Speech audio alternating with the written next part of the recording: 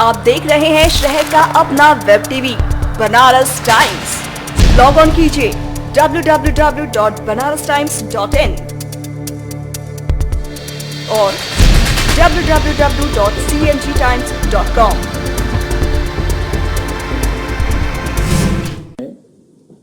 1589 active infection के cases हैं। 1589 active infection.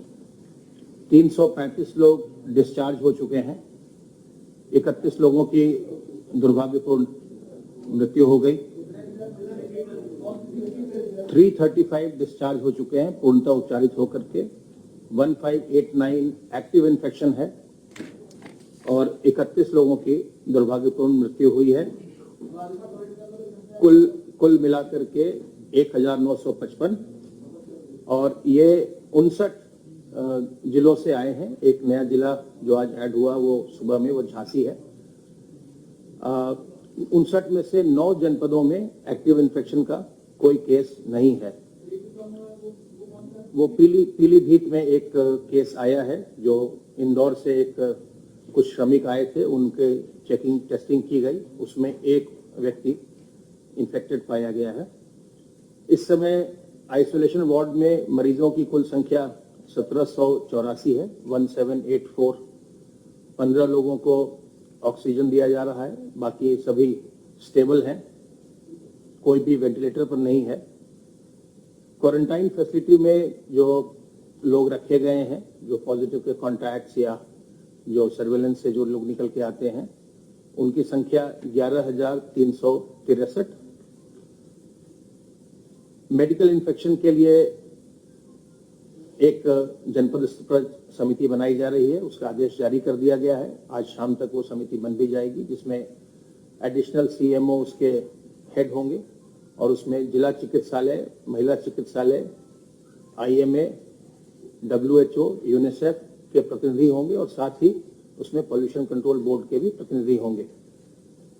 इन्हें यह मैंडेट दिया गया है, ये समिति परसों जो भी बड़े जिले हैं उनमें कम से कम 10 बड़े निजी चिकित्सालयों के डॉक्टर्स और स्टाफ को, और जो छोटे जनपद हैं उसमें कम से कम 5 निजी चिकित्सालयों के स्टाफ को ये ट्रेन कर देंगे इन्फेक्शन प्रिवेंशन प्रोटोकॉल पर, ताकि जो आकस्मिक सेवाएं हैं वो लोगों को सुचारू रूप से मिल सकें और उसमें जो एक बड़ा सोर्स ऑफ इन्फेक्शन देखने में आ रहा है, जो मेडिकल इन्फेक्शन है, उससे बचा जा सके, उसको न्यूनतम स्तर पर लाया जा सके।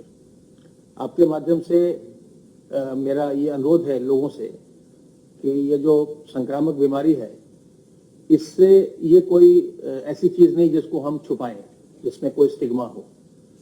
पुनः चालू हो जाएगी।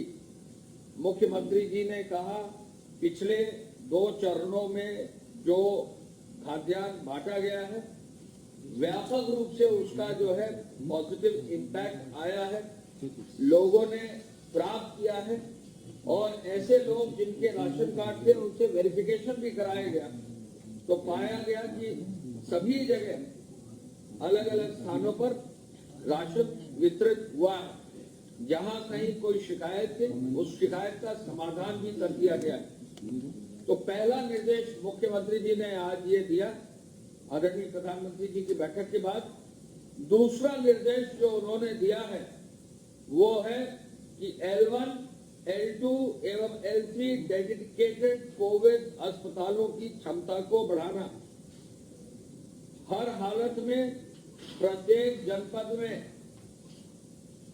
अस्पताल हो, L1 हो, L2 हो, और जो हायर लेवल के अस्पताल L3 हैं, यानी जो मेडिकल कॉलेजेस हैं, उनकी व्यवस्था को दुरुस्त करने का निर्देश उन्होंने दिया। कल शाम को भी उन्होंने 6:30 बजे स्वास्थ्य सचिव और माननीय स्वास्थ्य मंत्री जी के साथ सभी अपग्रेडेशन के आदेशों को आज तक जारी करने के लिए निर्देश दिए हैं और लगातार इस पर जो है क्षमता विस्तार पर कार्रवाई हो रही है। और साथ ही साथ PPE किट, N95 मास्क और जो भी जरूरत की सामग्री है, भारत सरकार के निर्देशों के अनुरूप उन्होंने उसको जो है व्यवस्थित रूप से जिलों स्तर तक पहुंचाने का निर्देश दिया है। तीसरा जो उन्होंने आदेश दिया है वो यह है कि हर जनपद के क्वारंटाइन सेंटर जो है उनको जियो टैग तो कर ही दिया जाए। हर जनपद में कम से कम 15 से 25 हजार की क्षमता के क्वारंटाइन सेंटर बना दिए जाए। फिर से नोट कर लीजिए, हर जनपद में 15 से 25 हजार लोगों के लिए क्वारंटाइन सेंटर, यानी लगभग 10 से 15 लाख से अधिक लोगों को क्वारंटाइन सेंटर में रखने की क्षमता बनाने का निर्देश उन्होंने दिया है। ये बहुत ही महत्वपूर्ण निर्देश है और इसी क्रम में मैं बताना चाहूंगा कि कल और परसों हरियाणा से हमारी बसें आई थी।